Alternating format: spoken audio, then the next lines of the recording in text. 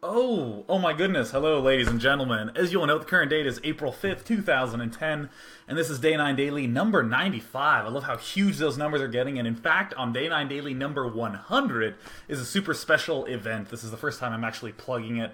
I'm just going to be doing like my life story of me playing games. Or actually, well, StarCraft 2. You know, the same thing.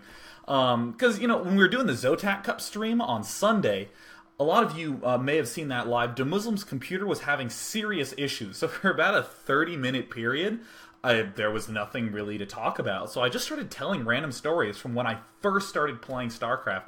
And a lot of people really liked those. I'm looking for something nice and fancy and suave to do for the 100th episode, so of course I'm just going to do that. It's going to begin right from when I started playing in 6th grade, what it's like dealing with the whole family issues, having a whole brother and mom situation there at home. Me and my brother both played, and my mom eventually is getting really into it as well, so, it's going to be a good time. Hope all of you tune into it, and I'll probably be making a post Tuesday or Wednesday on Team Liquid just sort of promoting the general event. In other news, I feel really sick because I didn't end up eating dinner when I went to class, but someone had like this giant bag of pretzels, and I just ate like 2 pounds of pretzels for dinner. So I just feel awful. I don't know if this actually happened to any of you people who are like in high school.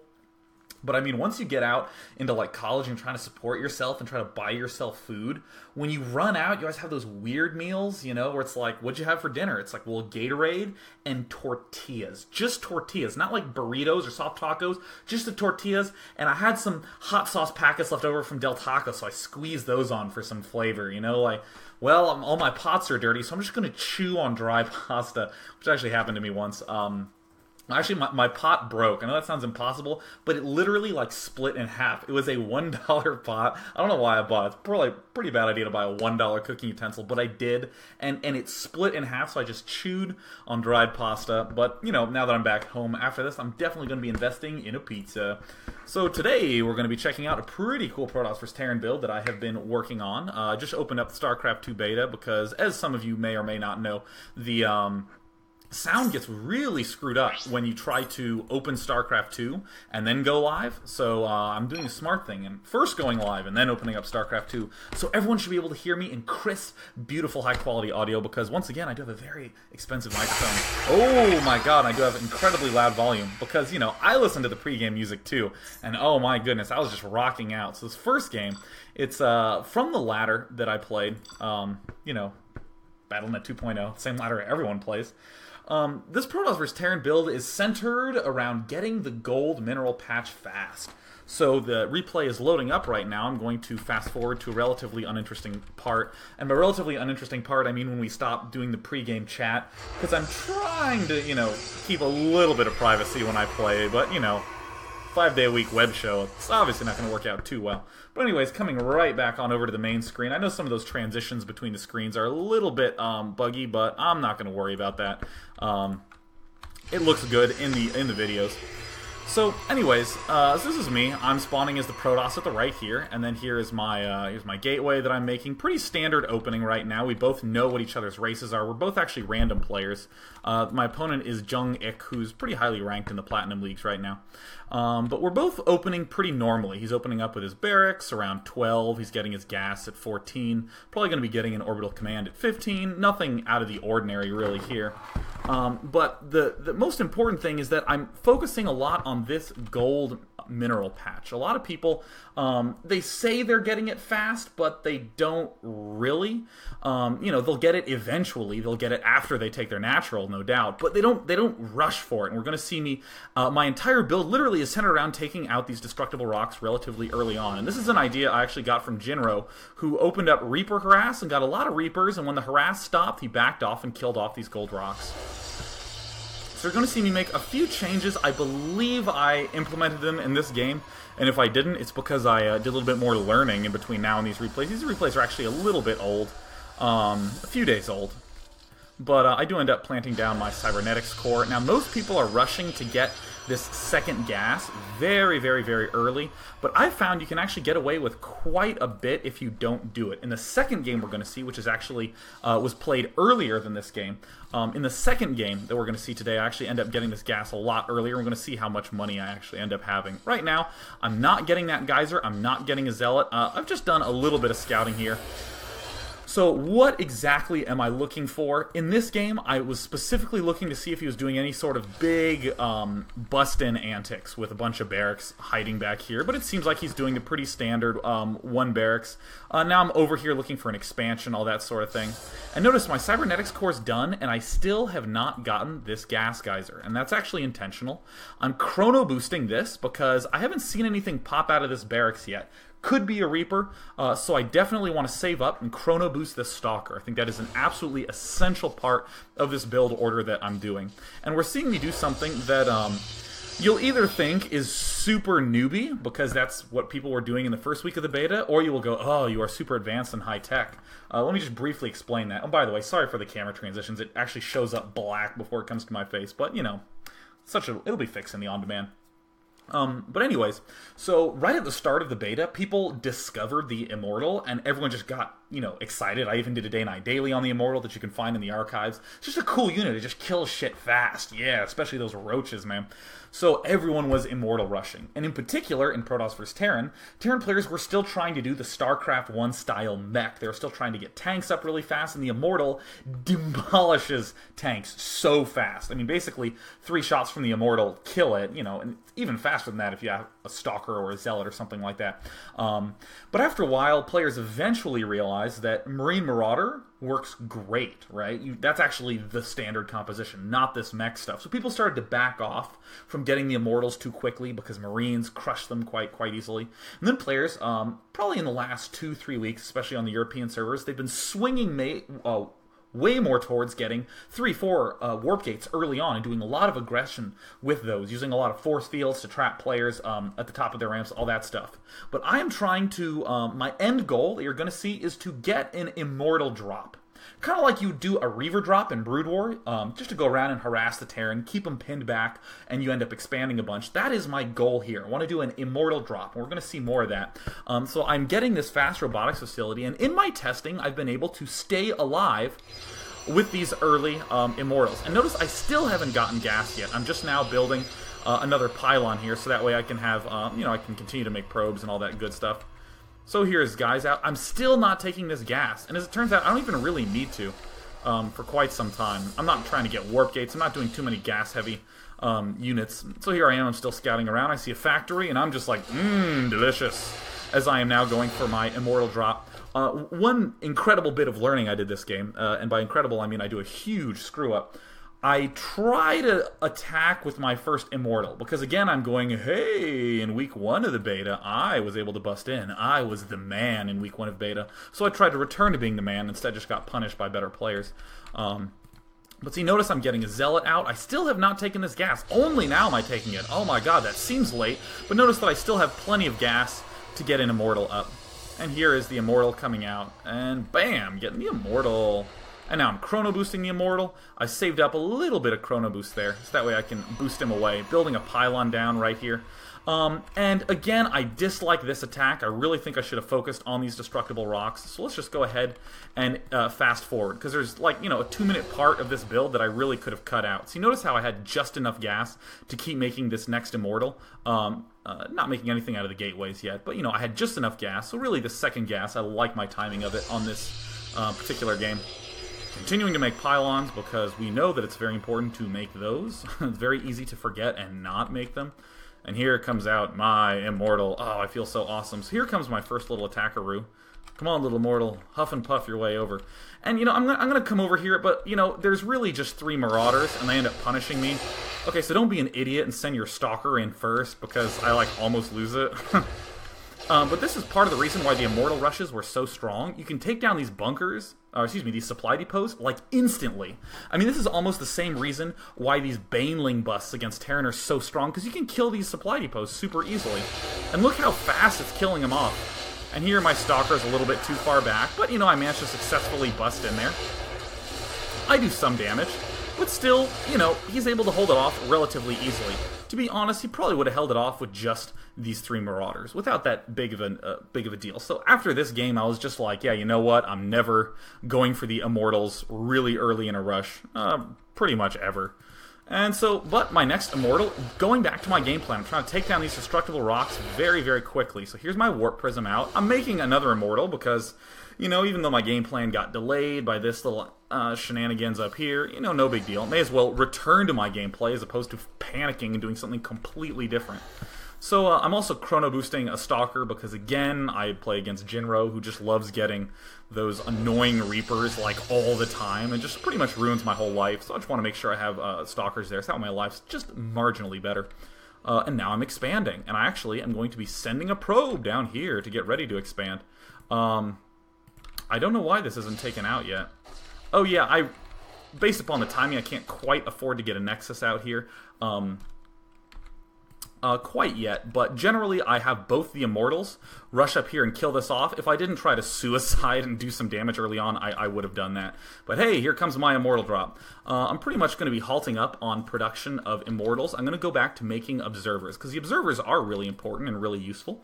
No reason not to get them. And plus, notice that this build order, by opening up with this, this drop, this Immortal Warp Prism drop, my robotics facility is really active.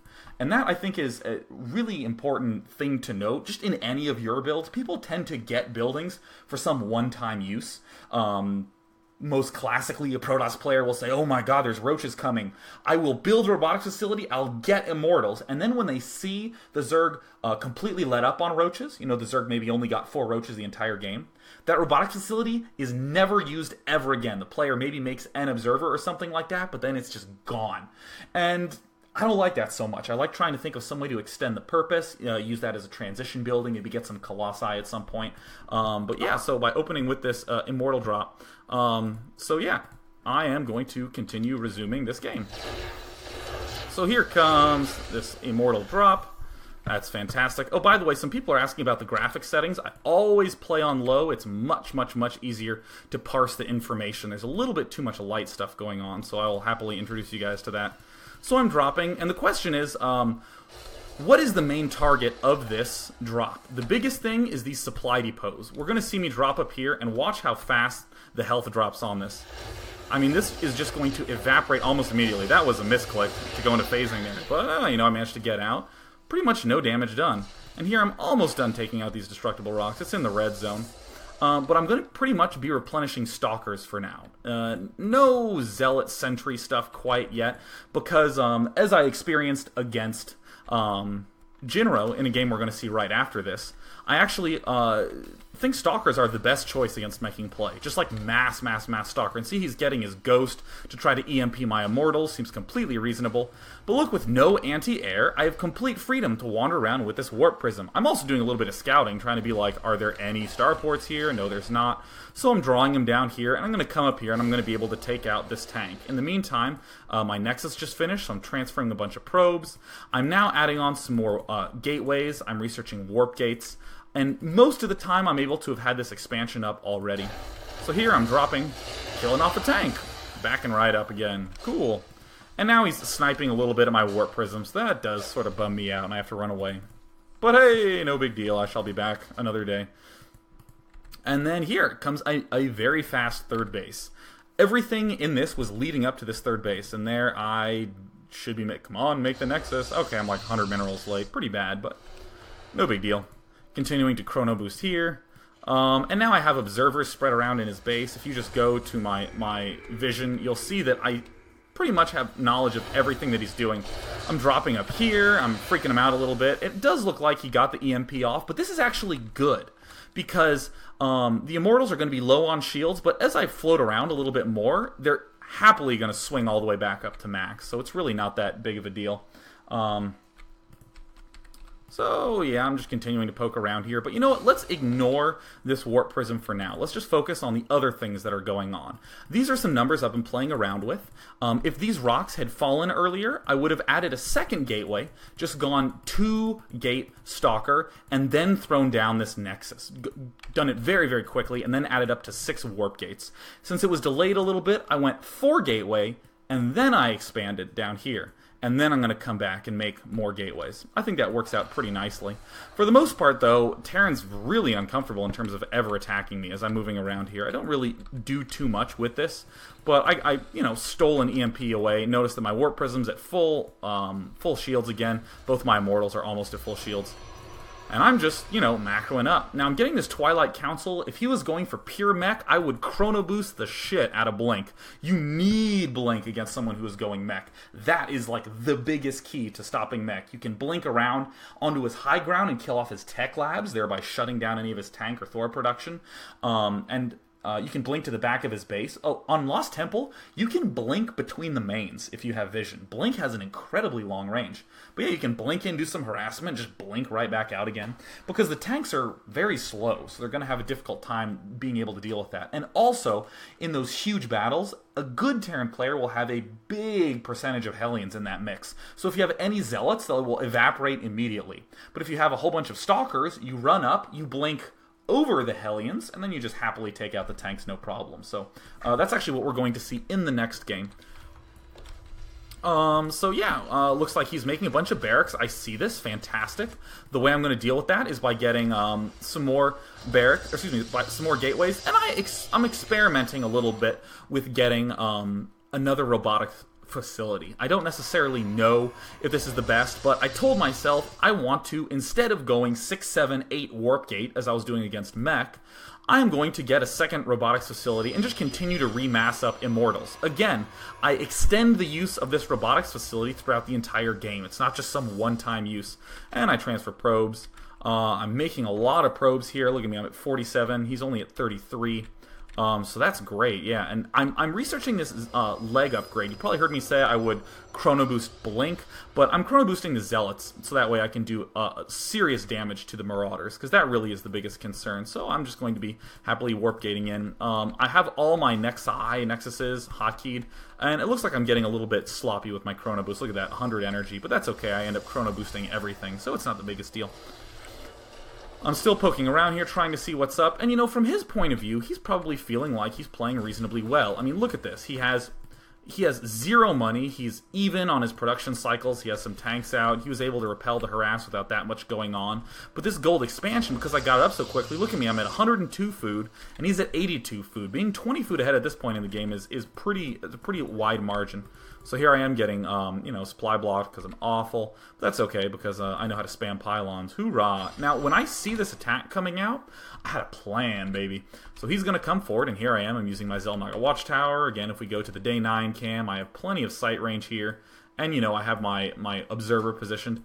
I'm just going to drop here and kill off all of his supply depots. This is really my favorite tactic with this, just having this guy around, having this Warp Prism with these Immortals.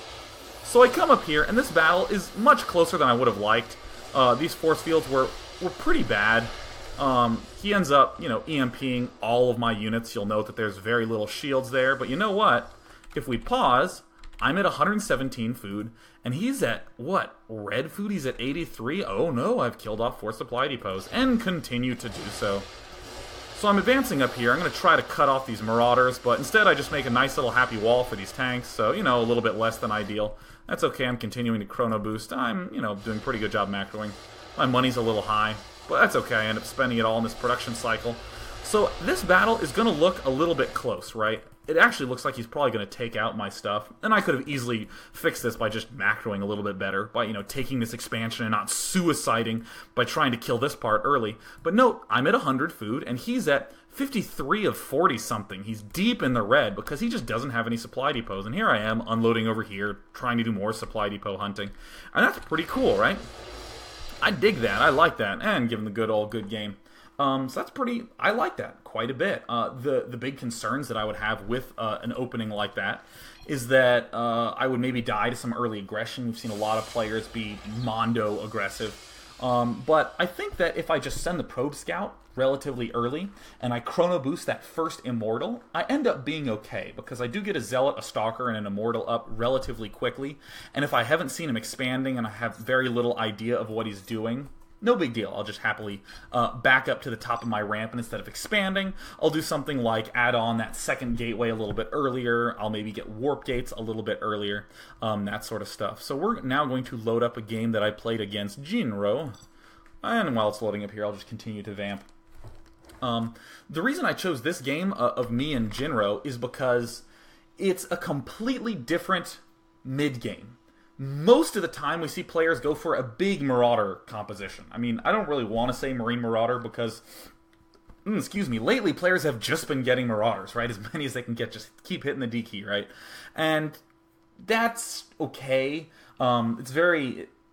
Well, it's just common, right? So that's the biggest thing to note, is that that's the standard mid-game. And in this one, Jinro does something wildly different. He goes for a mech-style opening. And this is actually where I originally began experimenting with this build. So this is actually me right after the Zotac stream, right after, the Zotac Cup. I played Jinro in this game on the Euro server. So here I am, I'm just making my gateway. I had a pretty normal time. I'm getting my assimilator at an early time, and we're going to see me get an assimilator very early in this game. I execute the basic idea of my build way better in this game, but I do get that geyser way, way, way early. So one thing we're going to see here is how high my gas is for a very long time. And a lot of players don't really focus super hard on these mineral and gas counts, but we definitely are in this game. And you know what, I'm just going to go of the camera onto myself. Not going to go into first-person mode, but yeah, I'm just kind of happily scouting, checking out for stuff. I think I should be a little more responsible and bounce to this watchtower, just to be able to spot any sort of proxy action. But either way, my probe's going to glitch because there's actually a wall up here, and this is one thing that drives me crazy about the AI. Look at him continuing to glitch because, oh, there's a wall up there. Yeah, the pathfinding screws up. So yeah, here's my cybernetics core building, and it's about now, around 2021, I think I end up getting my gas. So I'm actually going to speed things up. Yeah, I get this way earlier than I actually need to. Still same ideas coming. I am going to be chrono boosting this initial stalker. I am going to try to be, see, now normally I could afford a robotics facility right now. I have plenty of gas, and I don't have enough minerals, but I did build this assimilator. No need to have built that assimilator. I can happily cut that out of my play. And there goes my robotics facility. I don't mind so much that he sees it. Again, I want to make sure that I can deal with this Reaper harass that's coming in. And see, Jinro's smarter than I am. He's, taking a pit stop at the Xel'Naga Watchtowers just to check out what's up. But a Chrono Boosted Stalker pretty much shuts down any sort of Reaper harass. There's really very little issue. Unless, you're like me and you're awful and you don't see it. Okay, there we go. Now I'm content. So the basic idea of this build I execute well. I'm trying to take out these destructible rocks. I'm trying to do some Immortal drops because those are strong, as far as I know, against Terran. But again, I got this geyser so early, and I see no purpose for that. It's great to get this second geyser up early if you're going for like warp gate pushes, because the sentries are so incredibly good. You can get so many sentries, and that's very threatening. But early on, I mean, look at this. I have 200 extra gas. I have no idea how to use that money, so I'm not going to for a while. At least. So yeah, I have my stalkers here. I have one here, I have a pylon here. There's one stalker trying to spot this ridge for that Reaper. Here's the other stalker back here. And you're going to see me do something that looks a little bit weird, but it makes sense if you think about it. So I actually am also getting this observer out. I'm thinking of maybe rearranging this and getting just the Immortal and the Warp Prism up immediately. I definitely think that this first Immortal is more important, but it's that sort of subtlety that I think is, it's that sort of subtlety that really is core to RTS games, is little things like that. So this is in my head what I'm debating. I want to get an Observer, 2 Immortals, and a Warp Prism. Those are the 4 things that I want to get. I need to be aware of that so I can adjust appropriately. Right now, I'm thinking I should just go Immortal, Observer, Immortal, Warp Prism. That's what I'm doing. If for some reason I start dying to a lot of early aggression, I should go Immortal, Observer, Warp Prism. Seems reasonable to do that. Or if I start to realize, yeah, there's no chance that, I need to scout the Terran that early. There's no need for the Observer. I might just go Immortal, Warp Prism, Observer. I'm just a slight readjustment. And I always try to be as aware of all those little things as possible, because that's really where you start to get your edge. I think a great story, I'm actually probably going to do this on another Day 9 Daily, is that Jinro and I have been practicing probably for like 4 hours today, 3 hours today, just trying to stop this 4 Warp Gate push against Terran. And all the little things that we were trying to do was, okay, well, if I cut the 18th SCV here, and then halt production and get stim, and then go back and make Marines. Okay, well, I'm going to try to get stim after my second Marine. Okay, now I'm going to try to get after my first Marine. Okay, now I'm going to try to not get stim at all. All these sorts of little rearrangements are truly what gets you way, way, way ahead. So in this game, I'm going to just gripe a little bit on that point because I think it's definitely significant. There's my second Immortal coming up. And of course, this is horrible. Don't do this. Look at me queuing when this thing isn't even half done. Don't queue. Don't queue. The reason we don't queue is because, for instance, right now, I could have built a pylon. Maybe I could have even gotten a Nexus up, right? You know, I'm almost able to afford a Nexus right now. That's a lot of stuff, you know? So it looks like we're actually going to try to keep tabs on this observer and see what's up with it. Doesn't look like I would have been able to afford a Nexus. Oh, look at me queuing a Warp Prism. Oh, dude, I'm awful. Dude, I'm like embarrassed to be showing this game. Whew. Yeah, look at that. Both of them queued up. Oh, well, whatever. This is, you know, like the 5th time I tried this. Or maybe more like the 6th or 7th. I've lost a lot of games at this point. But anyways, look at this. Going straight up with this Immortal to kill off these destructible rocks. One thing I did want to note back here, and again, this is, I think, a great example of this little subtle things that you want to end up doing. So here I am making my Immortal. I just rewound for a few seconds. Here I am sending my Immortal up. Now notice that my Stalkers here are still, they're pretty much hanging out. And this Immortal is actually rushing up to this Xel'Naga Watchtower, because this is almost always where the Reaper is. I send the Immortal first and leave the Stalkers trailing a little bit in case this Reaper was tagging behind. But now that the Immortal knows exactly where that initial Reaper is, I'm more than happy to bring the Stalkers out to try to pick it off. Again, a little thing that I learned because I got punished when I tried to move out with my Stalkers too early. But anyways, returning right back, now I'm destroying these rocks. So here's my first observer. I'm going to check out what's up. And oh, we haven't gone to Jinro's base yet. Jinro's going 1 barracks, expand. He's building a few Marauders. And then he's immediately getting a factory with tanks. And he's also managing to be able to get a Ghost Academy. So he can get those EMPs out, pretty much nullify all of my Immortals. You know, be a real bastard. But what's cool about this is a lot of players, when they've been going mech, have just been getting the barracks and then never using it ever again. And the big issue with that is, first of all, they would die a lot of times if they just rushed to the factory. So what Jinro's saying is, I'll use the barracks a little bit, I'll get some Marauders up here, you know, I will happily load into this bunker, but then I will continue to use this barracks because of this Ghost Academy. Again, extending the use of those buildings is so important. So here I am gearing up to expand, I'm feeling really excited, not making any gateway units, just holding off on that. Just want to get my Immortals up. And notice, by the way, that if I didn't queue up this Warp Prism, I would have had 200 extra minerals a lot earlier. So that means I could have started a Nexus a lot earlier, and this Warp Prism would have never been delayed. So, yeah, big misstep on my part. But I'm not going to beat myself up too much for it. I'm saving a little bit of Chrono Boost. You'll see me Chrono Boosting right there. Pretty typical. And I'm expanding here, but oh look, because I didn't suicide, as we saw last game with this early Immortal, I now can set up this expansion a lot earlier. And look at me, I'm already building a pylon. Oh, I'm so proud of myself. And here we do have an observer here. And I sincerely hope I make observers after this. I don't actually remember. I'm pretty sure I do. And there is the second gateway going down. I do believe I end up expanding here very early. Ideally, I would be expanding right after the second gateway. And I'm going to start making Stalkers again. I'm also going to start getting a Twilight Council for Blink. Why am I doing that? Well, because Jinro loves cliffing me.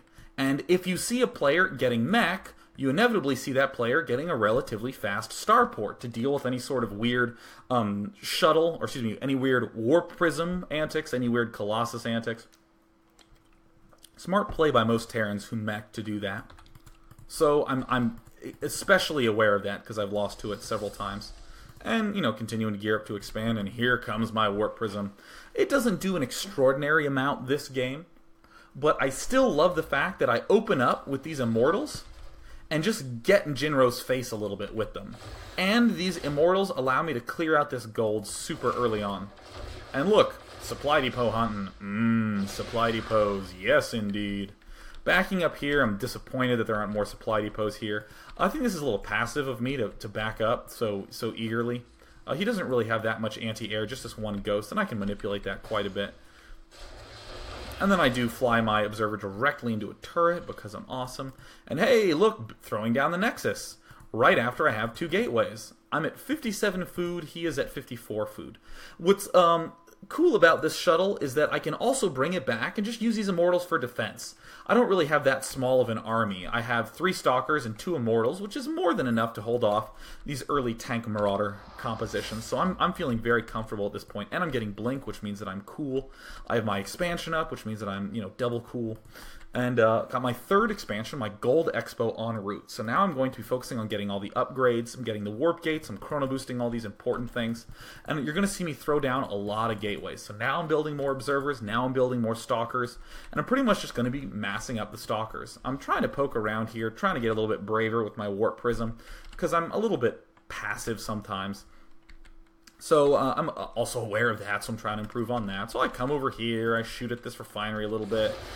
My guy gets unloaded on the wrong side, and then I freak out because now is about the time that he should have that Viking out, and Spider Sense was correct, but not quite correct enough. So here my run, and he gets an EMP off. Oh, this hurts so much. There's the EMP going off. All the shields are gone. I'm just trying to scoot away as fast as possible. But in the meantime, I'm adding on more gateways as I want. My money's actually getting a little bit high because the timing of this actually worked out for once. So I end up having more money than I thought I necessarily would. I'm building more pylons now. I'm building a forge. Might look like a weird time for forge, but I can pretty much hold off his early stuff. I pretty much have just seen a Viking, some tanks, and some ghosts. Because I saw that Viking, I know he's going to be a little bit behind on his factory count. As we can see, his factories are still getting tech labs and reactors and stuff. They're not even really fully operational, so what that means is that I can sneak out a forge, build a cannon to defend against Hellions, and get the upgrade. And then go ahead and mass a whole bunch of gateway units. So here I am, I'm warp gating right now. Probably should have built a pylon right here, maybe even up here by this watchtower a little bit earlier. There's my poor sad little Immortal just hanging out, looking confused. Look at him just sort of shuffling around. Just going to sort of stare and going to aim at stuff. He's going to scoot himself around a little bit. Yeah, that's good. Just sort of, loosen your joints, little Immortal. Trying to position my stuff appropriately. I even have an observer here. Oh, I'm such a planner, a header. But of course he just drops the other cliff. So, whoopsie daisies. Forgetting to have one guy back here. I'm now building some cannons here. Probably a little too many. Probably could have gotten away with just one cannon here. Because really, he's going to be dropping from this other side. If he is dropping at all. And then, I should probably make a cannon here. Don't really need stuff on the inside edges here, but I did it anyways because I was being a little bit cautious this game. So, hey, there's the drop going down right now. One of the big advantages of Blink, you can blink up these cliffs. You can blink to this island. You can blink from the cliffs to the island. You can just blink all over the place. So, yes, hello. Shot the wrong thing, shot the medevac. Gotta wait a little bit for that blink. And I think right here, he went, wait a minute, you can blink across there? And I was like, oh, yes, indeed. So I was a little bit happy about that.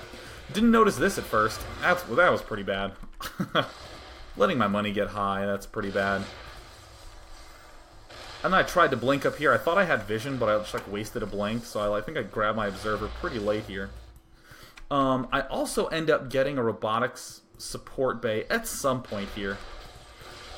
There we go. Killing that off. Feeling good. My probe count's still really high, 51 probes, even after taking some losses.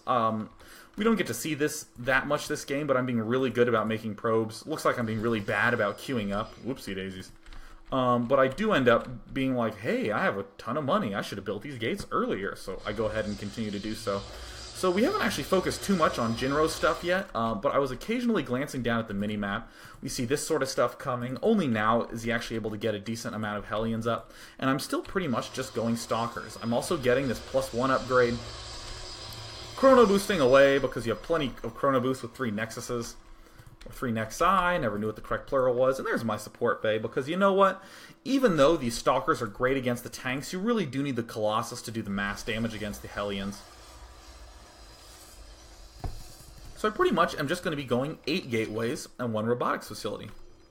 And this, by the way, is a genius move by Jinro. Look at this sensor tower here. It sees all of everything. Look at this. It pretty much sees everything that could possibly be piercing in from that left side. I'm sure that if he was able to sneak a guy over here, he'd build a sensor tower there as well. But, no big deal. And here comes Jinro with his first little army. And lots of times throughout this game, we get to see the usefulness of Blink in these armies. So I just want to pause for a moment and come back over here to the main screen, which of course has a broken transition on it. Let's just recap what we've seen in these two games. We saw me do the same opening, just gearing towards an Immortal drop. Obviously need to refine, ton of it, but still, same basic idea. Was pretty damn effective. In the first game, I killed off some supply depots, killed off tanks. Most importantly, kept them at bay so I could get that gold expo up. In this game against Jinro, kept them at bay so I could get that gold expo up, and Jinro ended up getting a Viking really fast, which completely ate in to all his other factory plans. A lot of good came out of those Immortals. And again, the big reason I love those Immortals, I can take out that gold mineral patches rocks, and I can expand to that gold as a third super quickly. More importantly, we've seen that in both games, I just got 2 expos up very quickly, but I could flex my build into pretty much whatever I needed it to be. In game 1, I did a more anti-marauder type thing with only 5 warp gates and 2 robotics facilities for extra Immortals. And in this game, I'm just throwing down a ton of gateways. I'm getting Blink really fast to deal with mech. So that really is the main thing to glean from this. I am going to watch the end of this game because it's a pretty good game, but up to this point, if these were your replays and you were rewatching your own replays, your learning should be kind of done at that point in regards to the Immortal opening. A lot of times, and this is such a big danger, in this game, let's say I lost, which totally doesn't happen, because why would I have a game of me losing on my own show, right? But let's say that in some weird circumstance, I lost this game. Sometimes when people are in the same position I'd be in, where they'd lose, they'd look at it and be like, oh man, those Colossi that I got at the end of the game, they just weren't working, man. Or, I think I needed to get Colossi earlier, or something like that. And it's real dangerous when you say to yourself, oh man, I should be getting blank earlier, because you're basically saying, I want to change my opening that worked into something different. That's so scary. Don't do that. Look at this point right here and be like, okay, I'm here. I'm going to be able to hold off a lot of stuff, and all I got to do is make sure everything I do after this point, namely getting all these gateways, make sure that's the right thing. I don't want to back up too much, because these Immortals helped me so much with getting these gold minerals. There's no reason to really abandon that. And at this point in the game, I'm realizing, wow, I really don't have any pylons too far ahead. I actually have to get these geysers up very early on, because stalkers are pretty expensive in the gas department. So I'm just throwing down some zealots.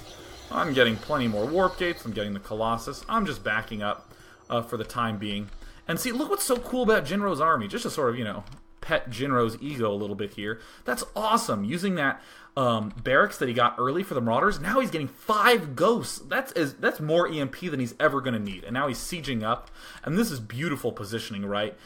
Keeping back here. And notice that this angle, these guys, all focus fire right there. It's very difficult for me to get a good flank. I have to go all the way around. And he's now moving down to siege and try to hit this expansion. Notice that when he sieges here, all these tanks are positioned in a big ring to just demolish stuff that's right here. And also his ghosts are positioned there. Just beautiful positioning. But unfortunately, I'm just good at making shit, so, no big deal. So he ends up sieging this, and I'm like, oh, wait a minute. I have an observer here like, hey. So I run in here. Notice how quickly these... Look at how fast those zealots just evaporated. That's why I'm always leery of getting anything really but stalkers as the main bulk of my army. So here we go. I'm going to blink in. Oh, yeah, look, I dodged all those EMPs. Not intentional, but totally kick-ass nonetheless. And now I'm coming in here probably a little bit early, and now I actually get to, come on, blink in to these tanks. Blink those guys in. I end up shooting the Hellions a little bit more than I would have liked, but I'm continuing to warp stuff in. I have a Colossus out now. Probably should be making another one, but I'm trying to warp gate stuff in as fast as possible. And yeah, look, some nice blinking action. No big problem whatsoever. Oh, man. Looks like we're having a little bit of a lag issue. I'm just going to refresh the stream real fast here. So I will